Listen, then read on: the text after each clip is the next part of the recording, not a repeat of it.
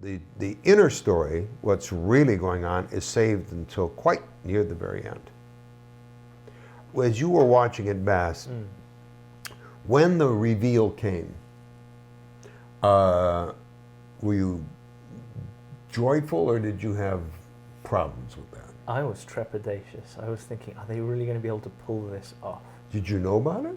No, I had no idea. What made you suspect they were pulling anything off? When they cut to, it's all in the basement and so on. They'd given hints. Oh, repeated. Right. I mean, you even saw there was one earlier. There was a live action shot of a man in a business suit. In when he first touches the piece of the resistance, he gets all the flashes. Mm-hmm. One of the flashes is of the man in the business suit. It's there for a split second gone. Mm-hmm. So they kept hinting that they're just toys being played with. But when they actually went there, I was worried, have they broken the reality to a point where all the emotion they've built up, all the anticipation, how will this turn out, is going to dissipate in this puff of absurdity? And they didn't. They pulled it off. So at first I was trepidatious because I was just, you thought have they accidentally committed suicide? Right? I see. And they didn't. They trepidatious did it so in that sense, yeah. that they'd reached too far. Yeah, they did it so well. Yeah, they did it beautifully, Yeah. just beautifully. It was, as I was watching it, a brilliant use of setups and payoffs. And I've got to go back and see it a second time. Yeah.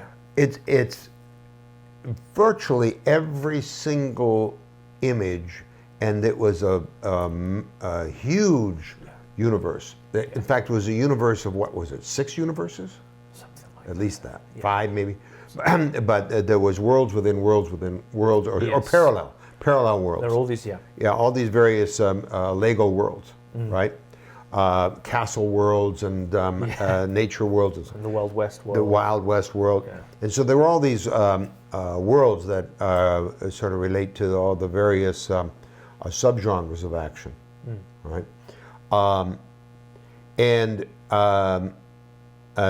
every single one of them had setups that were paid off perhaps in another world, but ultimately all paid off by the reveal of the story within the story. It is so rich in its imagery that your first thought might be, wow, they threw everything in the kitchen sink. But actually, when you go back and look at it carefully, you realize everything had a purpose. Yeah. Everything paid off. The design was immense in its elaboration. Yes. But there wasn't anything extraneous, anything that didn't somehow funnel into the climax. I think it was just a marvelously rigorous use of setups and payoffs. Yeah. I think the very first setup they give that this is all a toy is when the Lord Business goes, behold, what does he call it? The something of Band-Aid, and it's a giant Band-Aid. Yes. And you go, it's a plaster, and it has hair on it, and you get, okay. Plaster means Band-Aid. Band-Aid, right. For you. So, yeah. Americans. Yeah. So there's a Band-Aid, and of course you know, okay, the kid's playing with the toys, right? And they lose the Band-Aid in the Lego box. Everyone knows this. So when you see it, you immediately get the sense that these ancient relics that he's hunting are things that have accidentally fallen in a Lego box.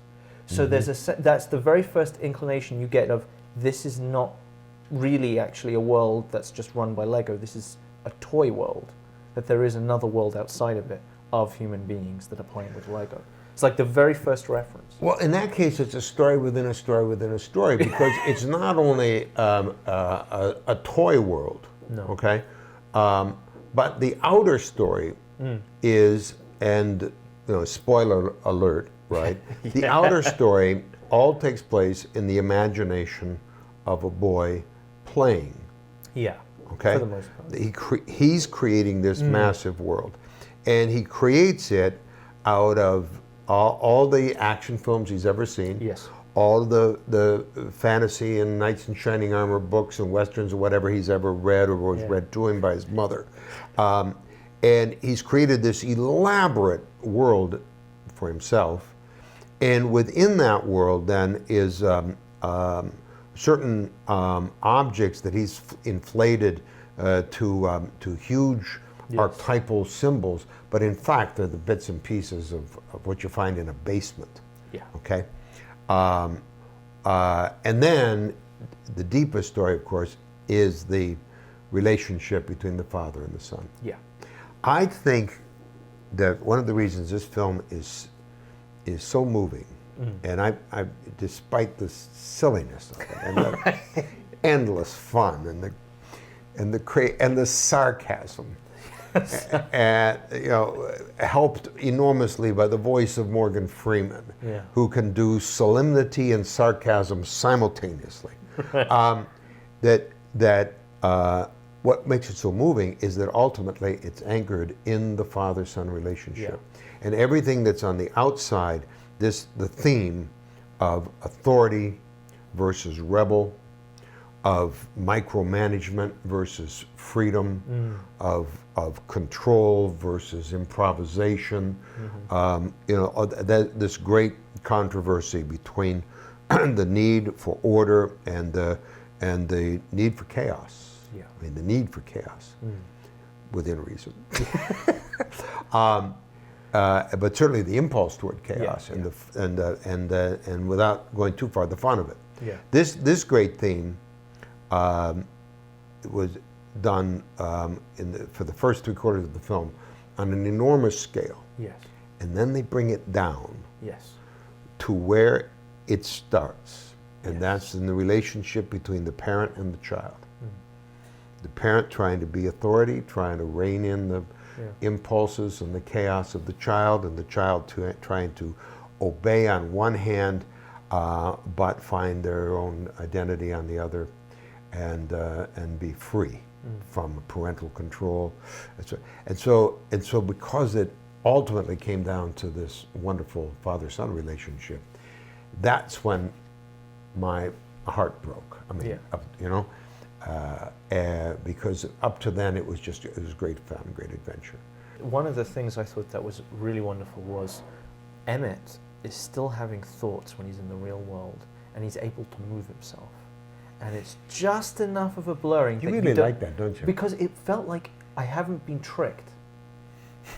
You know? Yeah. I haven't been lied to for the whole film. What actually happens in the world still matters. Because I was invested, right? Yeah. I want to see Emmett stop Mr. Business. Yes. I want to see these things. And when they go, oh, it's just toys, you go, so I've been lied to this whole time.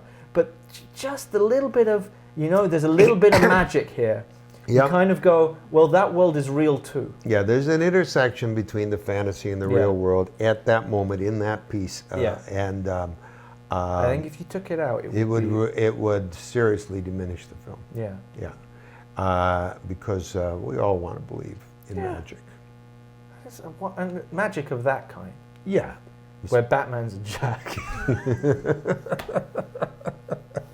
Superman was so inept. And Green Lantern. They were all lost, weren't they? Green Lantern's just an annoying thing. Batman is the loser in the love story. Yeah. That was great.